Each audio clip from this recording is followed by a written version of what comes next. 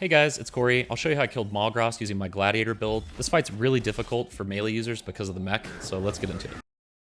Molgras will summon totems. These totems will increase his damage. So the more totems that are out, the more damage he's going to do. He will allow you to laser these totems down with a mech, and the most important things are these voice lines. One is come out totem. Every time he says come out totem, one is spawning on the player.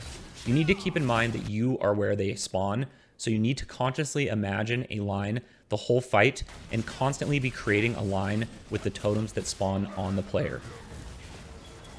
Periodically, he'll summon this red AoE blast. This easily can be jumped over. You just need to practice the timing.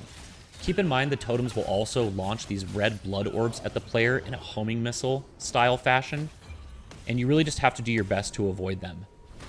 With a lot of practice, you get really good at lining the totems up correctly while avoiding the blood orbs. I'm not going to lie, it just takes practice. Keep in mind, the more totems that are up, the more damage he does, and if there's too many totems, it's a guaranteed wipe.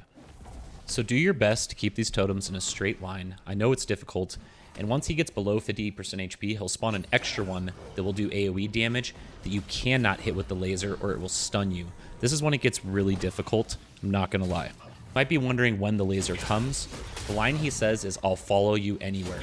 As soon as he says, "I'll follow you anywhere," that is where he is going to spawn the laser from, and you can immediately morph and wrap around. So you need to preemptively get yourself in the right spot to make him spawn correctly for the laser location. Repeat that a couple times if you need to see it again, and as long as you wipe out enough totems, you will get a free damage phase against him.